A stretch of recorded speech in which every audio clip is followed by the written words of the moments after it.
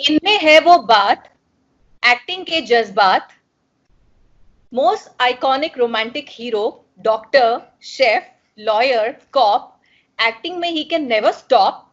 ऐसे ही चलती रहे इनकी मर्जी, नए नए कैरेक्टर्स के लिए कपड़े सिलता रहे आपका दर्जी। तो हक से मैं स्वागत करती हूँ वर्सटाइल एक्टर राजीव खंडेलवाल का। Rajeev, TV, films, web series and now theatre. So कैसा महसूस कर रहे हैं आप, क्योंकि आपने अलग अलग तरह की सब चीजें कर ली हैं। So you want to know about this latest thing. तो बेसिकली मैं हमेशा सोचता रहा चारोल कि मैं ऐसा एक्टर नहीं बनना चाहता जो कि किसी मीडियम में सीमित होकर रह जाए। I didn't want to limit myself कि मैं सिर्फ फिल्म्स करूंगा या मैं सिर्फ टेलीविजन करूंगा या मैं सिर्फ वेब करूंगा। मैं हमेशा से मानता था कि मैं एक एक्टर हूँ और एक्टर का काम है एक्ट करना, चाहे वो कोई भी प्लेटफॉर्म हो, कोई भी मीडियम हो। So that is something that I have always wanted to do और thankfully I have kind of managed it. कहीं पे भी करवा लो एक्टिंग, स्टेज पे करवा लो, टीवी पे करवा लो, फिल्मों में करवा लो, होस्ट करवा लो। सो दिस वाज, ये मेरा अपना एक पर्सनल अचीवमेंट मैं ऐसे मतलब मैं लेके चलता हूँ कि यार अगर मैं ये कर पाया तो मेरे अपने जहन में, मेरी अपनी नजरों में मेरी इज्जत थोड़ी सी बढ़ जाएगी एज एन एक्टर। अदरवाइज हर इंसान को पता होता है कि वो कहाँ पे थोड़ा सेफ खेलने की कोशिश कर रहा है या कहाँ पे वो जरा कंफर्टेबल हो गया है, किस कैरेक्टर में कंफर्ट जोन की बात कर रहे हैं। तो कंफर्ट जोन में बैठना तो बहुत आसान होता है। मतलब अगर मैं चाहता तो मैं स्टार्टिंग से ही रोमांटिक कैरेक्टर्स प्ले करता, बिकॉज एक रोमांटिक इमेज बन गई थी मेरी बहुत स्ट्रॉन्ग। तो मैंने तभी तय किया था कि मैं अब रोमांटिक तो नहीं करूंगा, कोशिश करता हूँ कि काफी समय तक रोमांटिक ना करूं। क्या मुझ में काबिलियत है कि मैं कंप्लीटली कुछ और करूं? अभी जब मैंने मर्जी किया तब मुझे लगा कि यार मैं क्या आउट एंड आउट एक नेगेटिव कर सकता हूँ क्या मैं? तो मन में एक डर भी बैठा कि यार ये तेरा कंफर्ट जोन नहीं है, तू पता नहीं एक्सेप्ट करेंगे कि नहीं करेंगे। तो मैंने कहा एक्टर हो तो तुम एक्टर हो भैया, तुम्हें लोगों को एक्सेप्ट करवाना पड़ेगा अपनी परफॉर्मेंस से। तो वही करते करते, और तब ये अब जो कोर्ट मार्शल मैंने किया ये थिएटर, ये हमेशा से मेरी एक इच्छा थी, ख्वाब था मेरा कि मैं कभी स्टेज पे परफॉर्म कर सकूं, मैं एक प्ले होल्ड कर सकूं। क्योंकि 90 मिनट का लंबा ये प्ले है और मतलब एक डर था हमेशा से कि यार मैं क्या स्टेज पे कर पाऊंगा बिना किसी कट के, बिना किसी प्रॉपर लाइटिंग के, बिना किसी फंबल के, क्या मैं होल्ड कर पाऊंगा? जी। तो मैं जब भी लोगों को स्टेज पे देखता था और आज भी देखता हूँ तो मुझे एक जलन किस्म की होती थी मुझे कि यार ये कैसे कर लेते हैं, ये लोग कैसे मैनेज कर लेते हैं। और जब ये मौका मेरे पास में आया तो एक बार घबराहट हुई कि क्या करूं, लेकिन उन्होंने बोला कि सर शूट करेंगे इसे।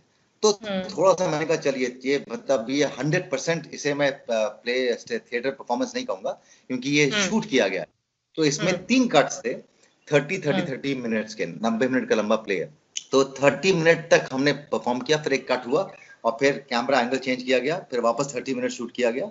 ऐसे करते करते 90 मिनट शूट किया। लेकिन शूट से एक दिन पहले जब हमने रिहर्सल किया था, ग्रैंड रिहर्सल, वो मेरे लिए शूट वाले दिन से काफी ज्यादा बड़ा था। क्योंकि वो ग्रैंड रिहर्सल 90 मिनट हमने स्ट्रेट किया था और सामने ऑडियंस बैठी थी। ऑडियंस मतलब कि जो चैनल के लोग थे या जो प्रोडक्शन हाउस, क्रिएटिव लोग, टेक्नीशियंस, हमारे फ्रेंड्स जिनको हमने बुलाया था, उन्होंने अपने दोस्तों लोगों को बुलाया था कि चलो देखते हैं, let's watch it like a play. So that was my personal achievement और मुझे ऐसा लगा कि मैंने एक और चीज अचीव कर ली अपनी लाइफ में एज एन एक्टर। तो ये कोर्ट मार्शल उसका।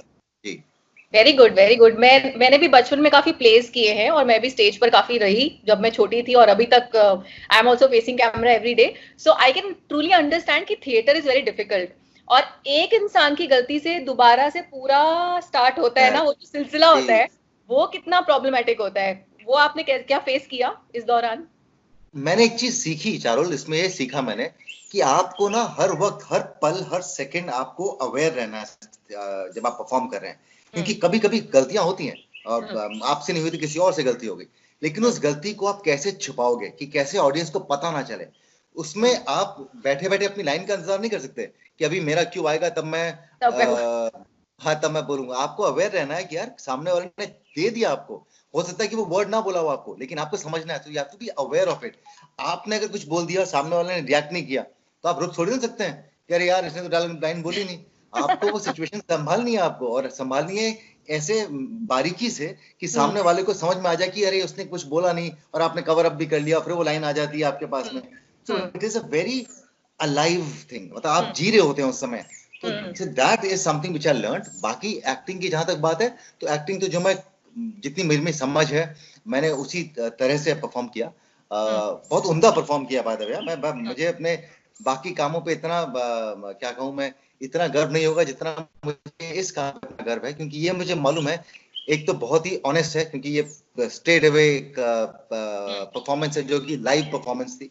दूसरी चीज ये कि मैंने जितने बाकी एक्टर्स थे मेरे साथ में वो सारे के सारे मजे हुए थिएटर के एक्टर्स थे। तो मेरे लिए ये भी था कि मैं इनकी नजरों में उड़ जाऊं, क्योंकि ये लोग तो हमें वैसे ही थोड़ा सा ऐसे देखते हैं कि यार स्क्रिप्ट दी जाएगी, ये टेक लेंगे रीटेक लेंगे, वन गो में कर पाएंगे कि नहीं कर पाएंगे। एब्सोल्युटली। तो वो जो एक दिमाग में जहन में होता है थिएटर एक्टर्स के, वो उसको उन लोगों को जीत पाना मेरे लिए एक बहुत बड़ा अचीवमेंट था। क्योंकि जब खत्म हुआ प्ले, आपको मैं नहीं दिखा सकूंगा, लेकिन जब इन्होंने तालियां बजाई और मुझे कहा कि राजीव आपने कैसे कहा कि आप नहीं कर पाओगे थिएटर, ये देखो कर दिया आपने पूरा इतना खूबसूरत। सो मेरी हौसला अफजाई बहुत की इन लोगों ने और बहुत हेल्प की। And you must watch this play, court martial. I will definitely watch on 26, right? And आप हमेशा सरप्राइज करते हैं। हमारा शो है सास बहू और सस्पेंस, इसमें एक सस्पेंस एलिमेंट है, एक सरप्राइज एलिमेंट है। और मैं जब भी आपको देखती हूँ राजीव, मुझे आपके अंदर वो सरप्राइज फैक्टर हमेशा दिखाई देता है, बिकॉज आप हर बार कुछ नया कर जाते हो। मतलब every time you come up with something new,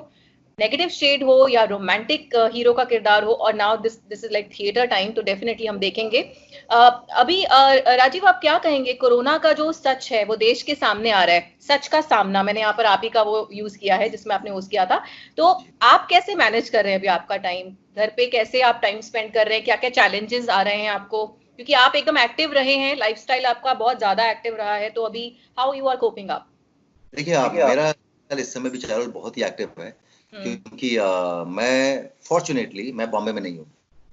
मैं गोवा में हूँ, इसलिए आप देख सकती हैं बैकग्राउंड में मैं खुले वातावरण में बैठा हूँ। मेरे आसपास जंगल है, मेरा एक घर है गोवा में, जहाँ पर मैं कुछ दिनों लॉकडाउन से कुछ दिनों पहले आया था, सिर्फ अपने दिमाग को तंदुरुस्त करने के लिए। और मैं जनरली कभी यहाँ पर आता हूँ तो अपने आप को तैयार करने के लिए आता हूँ। किसी प्रोजेक्ट से पहले मैं 15 दिन यहाँ रहता हूँ, क्योंकि यहाँ पे अपनी सब्जियां उगाता हूँ, अपने फल उगाता हूँ, और मेरे वर्कआउट जो है वो यहाँ पे ज्यादा होता है। तो आपकी मर्जी चल रही है यहाँ पर? बिल्कुल मेरी, जी बिल्कुल मेरी मर्जी चल रही है यहाँ पे।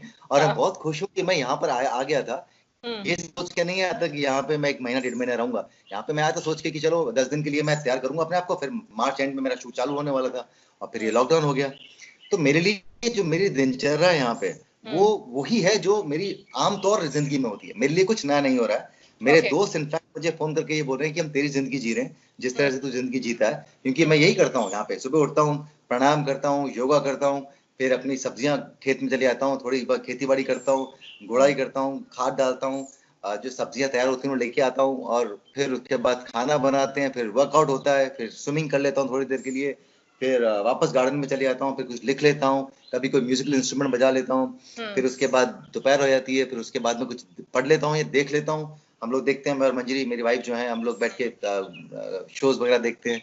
फिर उसके बाद शाम को 6 बजे फिर वर्कआउट करता हूँ, फिर निकल जाता है बस ऐसा टाइम। समय इनफैक्ट टाइम कम पड़ता है आजकल, मैं 6 बजे उठने लग गया हूँ, क्योंकि समय कम पड़ता है मेरे पास में। Very good. मतलब आपका तो लाइफस्टाइल सुन के मतलब आई एम एनवियस। मुझे लग रहा है कि हमें भी गोवा आ जाना चाहिए था, लॉकडाउन अगर पता चलता तब हम भी वहां पहुंचते। वेल आपका मुंबई का घर भी बहुत सुंदर है, हमने देखा है हमारे शो में भी। आपने हमें एंट्री दी थी आपके घर में, और आपका गार्डन है, विंडोज के बाहर आपने प्लांट्स लगाए हैं, सब्जियां उगाई हैं वहां पर, बेसमेंट में आपका घर है। देखो मुझे सारे इन्फॉर्मेशन है, क्योंकि हम रिपोर्टर्स हैं। ये भी आपके शो से जोड़ा है मैंने। ओके। तो राजीव, सब जानते हैं आप ना सिर्फ एक बहुत अच्छे एक्टर हैं, आप बहुत अच्छे होस्ट हैं, और आप हम सबको मतलब हम सब कम है आपके सामने। आप गाना बहुत अच्छा गाते हैं। तो अब गोवा में आप हैं और मौका बहुत खास है, 26 को आपका प्ले है जो सबके सामने आएगा। तो एक गाना राजीव की तरफ से पूरे इंडिया टीवी के व्यूअर्स के लिए, देश के लिए, जो भी आपको अच्छा लगे। और इस सिचुएशन में ऑफ कोर्स जो कई लोगों के ध्यान में आएगा, आई थिंक हम होंगे कामयाब। आई थिंक उसका जो एक मुखड़ा है उसके अंदर, वो बहुत मतलब रखता है। उसका एक बहुत इंपॉर्टेंट चीज है जो हम सबको समझनी चाहिए। हम चलेंगे साथ साथ, डाल हाथों में हाथ, हम चलेंगे साथ साथ एक दिन, हो मन में है विश्वास, पूरा है विश्वास, हम होंगे कामयाब एक दिन, होंगे कामयाब, हम होंगे कामयाब, हम होंगे कामयाब एक दिन, हो मन में है विश्वास, पूरा है विश्वास, हम होंगे कामयाब एक दिन। आई थिंक ये वेरी बहुत गुड, जरूरी है सबके लिए। बहुत बहुत बढ़िया, बहुत मोटिवेशनल, बहुत inspirational and very positive Rajeev. अभी आप देख रहे हैं, अभी मैं थिएटर से हटके थोड़ा आपसे क्वेश्चन कर रही हूँ। आप देख रहे हैं अभी इंडिया में क्या हो रहा है जो किसी और कंट्री में नहीं हो रहा है। यहाँ पर लोग अब्यूज कर रहे हैं डॉक्टर्स को, पुलिस ऑफिशियल्स को, जो उनकी मदद के लिए जा रहे हैं। मैं किसी रिलीजन का नाम यहाँ पर नहीं ले रही हूँ, बट आप क्या कहेंगे ऐसे लोगों से? मतलब वो खुद की लाइफ भी रिस्क पर रख रहे हैं और बाकियों की भी। मुझे समझ में नहीं आ रहा था कि ऐसा कोई शख्स कैसे कर सकता है। हम्म। मैं इन दिनों ये सोच रहा था कि अभी जब ये लॉकडाउन हुआ कोरोना वायरस से पहले, इतनी बातें हो रही थी, मंदिर यहाँ बनेगा, मस्जिद यहाँ बनेगा, अलग अलग हम्म। बातें हो रही थी। अब मैं लोगों से पूछना चाहता हूँ कि इस समय कहाँ हम्म। है आपका भगवान? आपके अगर कोई भगवान है तो वो सफेद कपड़ों में है। हम हम्म। सबके जो भगवान है इस समय वो सफेद कपड़ों में, क्योंकि हमें तकलीफ से अगर कोई बाहर निकालेगा तो वो हमारे डॉक्टर्स हैं। आप हम्म। लड़ लीजिए मंदिर के लिए, मस्जिद के लिए और किसी चीजों के लिए, लेकिन इस समय जो आपका भगवान वो साक्षात आपका डॉक्टर है, जो आपके लिए अपनी जिंदगी को रिस्क में रखकर आपके पास आपकी हिफाजत के लिए पहुंचता है, या पुलिस वाले पहुंचते हैं जो खड़े हैं। और कितने पुलिस वालों को they are also suffering from corona virus, कितने हम्म। लोग हैं। उनके साथ में बदतमीजी करना या उनको चोट पहुंचाना या उनको हानि पहुंचाना, ये आई थिंक इससे इससे बुरा तो हो सकता ही नहीं है। उससे बुरी सोच हो ही नहीं सकती, मुझे लगता है ऐसा। हम्म। तो हम्म। मुझे ताज्जुब होता है कि ऐसे लोग सोच कैसे सकते हैं। मतलब ये मेरी, मैंने कहा जैसे आपको, मेरी सोच के परे है हम्म। कि जो लोग इस समय आ रहे हैं। ऐसे हम लोग यहाँ पे thankfully I think Goa is a very educated literate state, तो यहाँ पर इतने कमाल के लोग हैं। मतलब यहाँ पे जब लोग घर पे आते हैं, कोई पंचायत वाले या घर पे आते हैं या डॉक्टर्स घर पे आते हैं, राउंड मारते हैं, सब हम्म। लोग बड़े ही ईमानदारी के साथ में उनसे मिलते हैं, उन्हें अपना बताते हैं कि घर में कौन कौन कैसे बीमार है, एक रिस्पेक्ट के साथ में। मतलब मेरे घर पे जब आए थे तो मैंने तो कुछ ऑफर भी किया था कि चाय पियेंगे, कॉफी पियेंगे, अंदर आइए, बट फिर सोशल डिस्टेंसिंग भी मेंटेन करनी है आपको। So I am saying that respect has to come from within, और वो रिस्पेक्ट अगर नहीं है तो बड़ी शर्मनाक स्थिति है, मतलब अगर ऐसा होता है तो। ओके। और आप कोरोना के टाइम पर व्यूअर्स क्या करें, डूज एंड डोंट्स, आप जो जो फॉलो कर रहे हैं, अगर आप कुछ बताना चाहें व्यूअर्स से, बिकॉज बहुत लोग हैं जो समझ रहे हैं, घरों में हैं अपने अपने। आप भी जैसे अभी मुंबई से दूर हैं, गोवा में हैं, सेफ हैं, साउंड हैं। और गोवा लकी है क्योंकि वहां पर केसेस जो मैंने सुना नहीं आ रहे हैं अभी, so it's a very good thing. So आप मुंबई के लोगों से, इंडिया के लोगों से क्या कहेंगे? देखिए, मैं सिर्फ इतना कहना चाहूंगा कि अगर गोवा में आज केस नहीं है, उसके पीछे एक कारण है कि हम्म। जो प्रशासन ने जो नियम रखे हम्म। लोगों के लिए, उन नियमों का लोगों ने पालन किया। जिन लोगों ने पालन नहीं किया उन लोगों को लोगों ने रोका। मैं बता हम्म। सकता हूँ आपको कि हमारे घर के पास में मुझे बताया गया ऐसा कि कुछ लड़के इकट्ठा होते थे शाम को, यंगस्टर्स खासकर, हम्म। कि अरे यार कुछ नहीं, यहाँ पे हम अपने गली में इकट्ठे हो रहे हैं, 6-7 लड़के बाइक पे खड़े होकर गप्पे मारने के लिए मिल लेते थे। हम्म। तो यहीं के लोगों ने उन्हें रोका कि आप हम्म। गलत कर रहे हैं, अगर आप करेंगे आपको देख के 10 लड़के और करेंगे, 10 लड़के उनको देख के और करेंगे। ये सिचुएशन ऐसी है जहां पर, जैसे अभी मैंने भी कहा, बताया कि हम अगर साथ में नहीं है तो सिचुएशन से बाहर नहीं निकल सकते। इसमें हम्म। ऐसा नहीं होता कि मेरा भला हो जाए, मैं निकल जाता हूं उससे बाहर कुछ कुछ करके, मैं किसी को पैसे देके निकल जाऊं, ऐसा भी नहीं होगा। जब तक हम हम्म। सब साथ में कोशिश नहीं करेंगे, हम इस सिचुएशन से बाहर नहीं निकल सकते। तो हम्म। ये दिक्कतें सबको आएंगी, हम्म।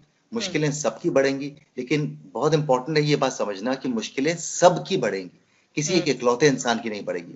और हम्म। तो जब सबकी मुश्किलें बढ़ेंगी तो ठीक है, फिर सब सहेंगे, साथ में हम लोग करेंगे, पॉजिटिव रहेंगे, बाहर हम्म। निकलेंगे। मेरी एक हम्म। और हिदायत सब लोगों को है ये, और वो ये है कि सब लोगों को ये समझना बहुत जरूरी है कि हम इतिहास के पन्नों पे हैं इस समय। ये जो दिन है, ये हर दिन इतिहास के पन्ने में लिखा जाएगा, और आने वाली जनरेशन इन पन्नों को पढ़ेगी। ऐसा नहीं है कि पढ़ा भी नहीं जाएगा, इन पन्नों को पढ़ेगी, हम्म। और इस इतिहास में आप क्या कर रहे हैं वो भी हम्म। लिखा जाएगा। तो हम्म। अब ये आपके ऊपर निर्भर करता है कि आप अब इस इतिहास में अपना पन्ना कैसे लिख रहे हैं। इस बात आप को समझना इतिहास बहुत में कामयाब होना चाहते हैं या नाकामयाब, करेक्ट, जैसा कि आपने एब्सोल्यूट। गाना गाया जी, है ना? आप हम्म। यहाँ जैसे कि आप यादें बनाना चाहते हैं, नहीं बनाना चाहते, अच्छी हम्म। यादें बनाना चाहते हैं, बुरी यादें बनाना चाहते हैं, जब हम्म। कभी भी हम इससे बाहर निकलेंगे और पीछे हम्म। मुड़कर देखेंगे, तो जिन्होंने अपना कंट्रीब्यूशन किया उन्हें देखकर कितना फक्र होगा, और जिन लोगों ने हालात बिगाड़े या हम्म। सिचुएशन को और लंबा जाने दिया, वो भी याद रखेंगे अपनी अपनी चीजों को। तो मैं कोशिश करता हूँ, मैं सोचता हूँ कि मैं अपने दिनों को जब याद करूं तो मुझे फक्र हो, मेरे चेहरे पे मुस्कुराहट है। बिल्कुल राजीव, आपको फक्र हो, बहुत अच्छी बात आपने कही। जैसे आपको थिएटर करने के बाद फक्र वाली फीलिंग है, जैसे कि आपने शेयर किया, वैसे अगर हम अपना बिट करते हैं, हम अपने को रिस्क पे ना रख के बाकियों की जिंदगी भी बचाते हैं, तो ये भी हमारे लिए एक फक्र वाली बात हो सकती है। बिल्कुल। बहुत कुछ सीखा राजीव आपसे इस पूरी कॉन्वर्सेशन में। And what next Rajeev after this theatre court martial? Next का क्या पता चारोल, किसी को क्या पता नेक्स्ट क्या होगा। इतना अनसर्टेन पीरियड है, इतना अजीब वक्त है कि कुछ पता ही नहीं है। तो मैंने जो प्रोजेक्ट साइन किए थे और जो होने वाले थे उन सब का कुछ पता नहीं। मुझे पता है कि अभी सब कुछ नए सिरे से शुरू होगा, जब हम जाएंगे, कब शूटिंग वापस शुरू होगी, और ये हमारे लिए नहीं, सबके लिए, कब कैसे वापस जिंदगी नॉर्मल लेवल पे आएगी, नॉर्मल सी पे आएगी, पता नहीं। तो मैं अभी कुछ नहीं कहना चाहता, क्योंकि मुझे पता ही नहीं कि आने वाले वक्त में अभी क्या होगा। ऑफ कोर्स मैं शूट करने वाला था, मैंने जैसा कि आपको कहा कि मैं मार्च एंड में एक सीरीज की शूट शुरू करने वाला था। अब वो कब शुरू होगी उसके बारे में जब शुरू होगी तब बात करेंगे। फिलहाल तो इतना ही है कि पॉजिटिव रहें, और ये जो समय हमें मिला है या जो मुझे मिला है, मैं उसको सोच रहा हूँ कि उसको कितनी काबिलियत से उस समय को मैं बिताऊं, कुछ नया सीखूं, कुछ नया करूं और यादें बनाऊं। As simple as that. Very good Rajeev. And जैसे मैंने आपसे कहा व्हाट नेक्स्ट, तो मैंने तो सोच लिया है, आप मुंबई वापस आएंगे तो हम एक बहुत अच्छा सा सेगमेंट आपके साथ करेंगे, और आप यहीं पे कमिटमेंट दे रहे हैं हमें। एंड हम बस सुरक्षित रहें, हम लोग जरूर मिलेंगे। Will catch up very soon, and all the very best for court martial. ऐसे ही चैलेंजेस एक्सेप्ट करते रहिए। वी एज रिपोर्टर्स आपको फॉलो करते रहेंगे हक से। All the best. Thank you thank so you so much. Very much. Bye bye, take care.